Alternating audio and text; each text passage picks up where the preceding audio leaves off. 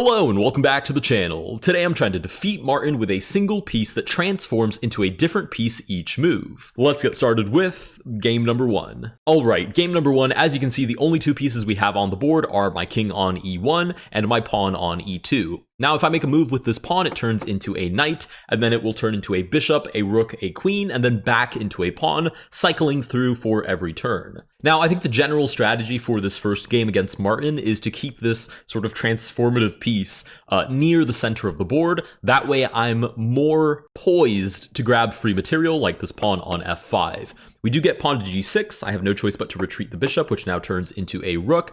And the other thing I can do is sort of waste turns, right?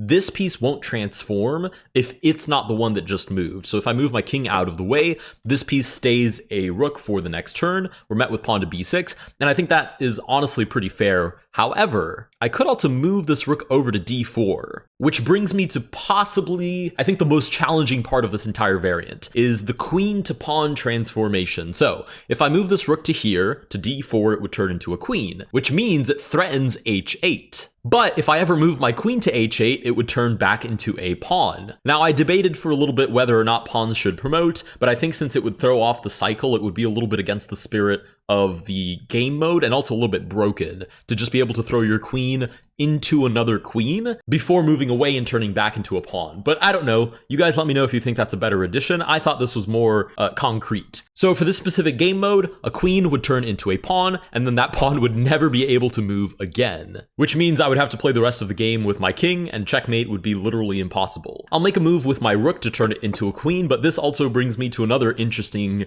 edge case of the queen turning into a pawn and being a very big headache. Should this queen take this very free pawn on g5, she would turn into a pawn, and on the next turn only have the move g6 at her disposal, which of course, since it would basically be checkmate, Martin would have no choice but to take on g6, and then again I'd be left with only my king.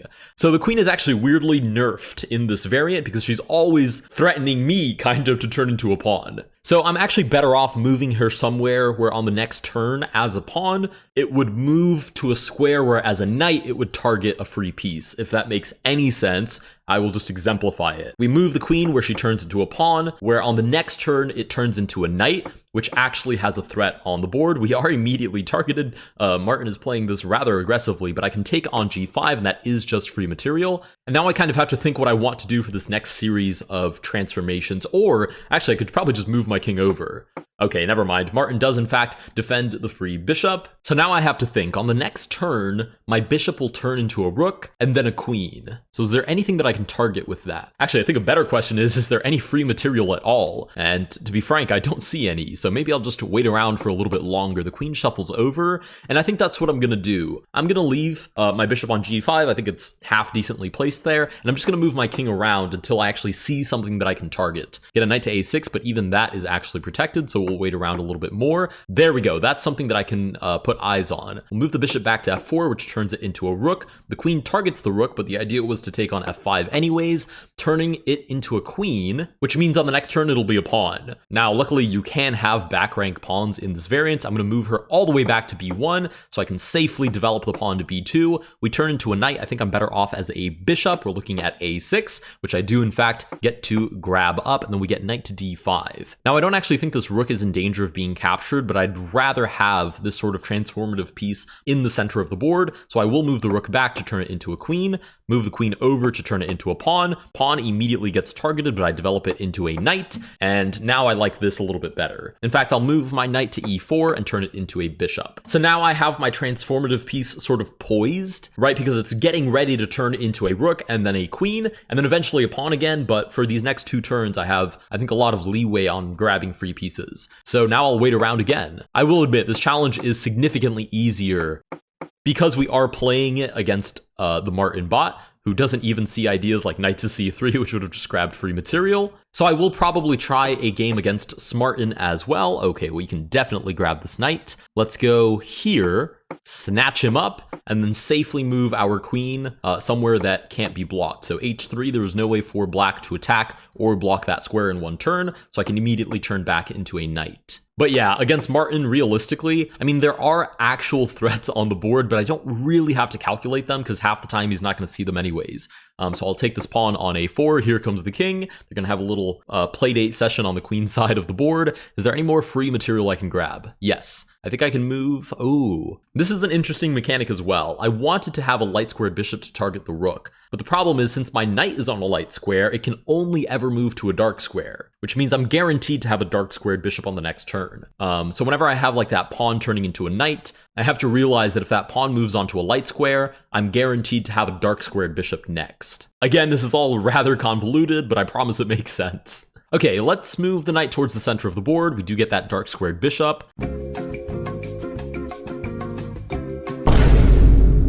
Okay, fortunately or unfortunately, my OBS froze at that critical moment, but what happened is that Martin moved his pawn to e5, thereby creating sort of a discovered battery, whereby the bishop defends the queen on b4, right? This queen was on d6, and I moved my knight back, turning it into a pawn, worried about its next transformation, but pawn to e7, e5, with a queen on d6 creates a sort of discovered battery looking at b4, which is in fact mate.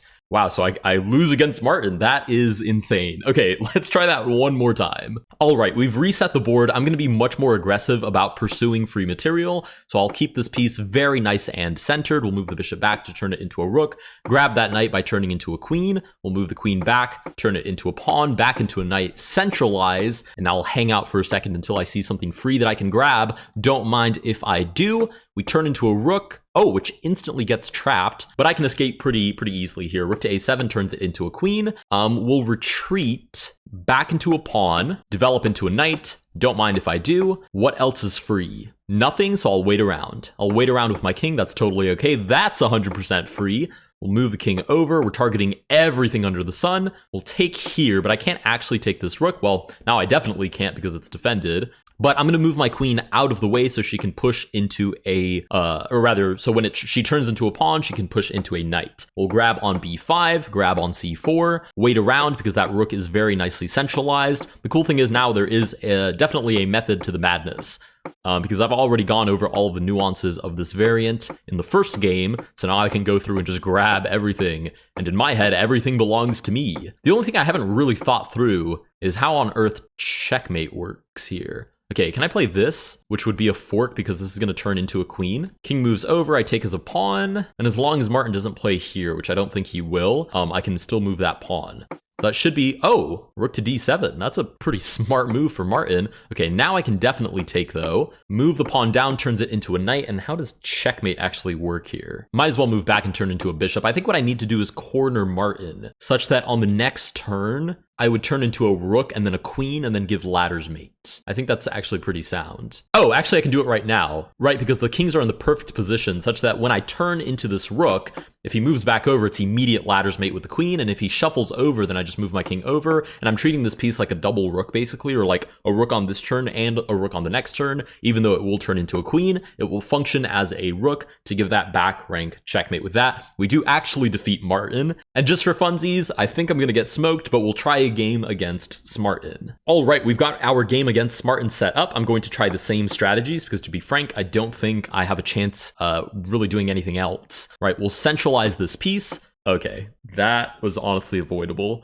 Okay, if I move my king out of the way, is it going to take? I have no chance of winning this. Okay, we're resigning that right away. Let's try that one more time, though, because my attempt is not going to be a 14-second attempt. All right, let's try. The thing is, I only have one piece, so if Spartan is smart enough to figure out that he just needs to trade off the queen for this piece, which I will probably have no way of stopping, then I'm toast. So he's probably going to try and develop the queen early, which means I want this pawn to turn into a bishop on this diagonal to target c7 as fast as possible. Or at least that's my best chance, I believe. So let's start with e4. But he plays d5. I was going to move back to g3, turn into a bishop, and look at c7, which I do successfully accomplish, but d5 and knight c6 have nothing to do with the original plan that I was kind of expecting. So I might still be toast. We'll wait around with the king for a second. We get put in check. We'll move the king over. This is just extremely concrete normal development. I don't know if I have a single chance here. We'll move the king all the way over. We're immediately put in check. I mean, there's some idea of me turning into a rook and then into a queen, but then I'm going to turn back into a pawn, so very unlikely that I checkmate here. We'll move up to b3. This is a diabolical coordination. Okay, shout out Spartan, who's obviously an absolute whiz. So this is check, the knight is defended, the queen covers these squares, the knight covers this square, pawns covers c4. So king a3 is the only move I have, and queen to a1 is, in fact, a rather cruel checkmate, if you ask me. Not cool, cruel, horrible. Anyways, with that, we do lose against Spartan. If you guys did enjoy this video, please consider liking and subscribing. Let me know down below if you have any wacky ideas for variants that you want me to spawn into existence, and I'll do my very best. Thank you guys so much for watching, and I'll see you guys in the next one.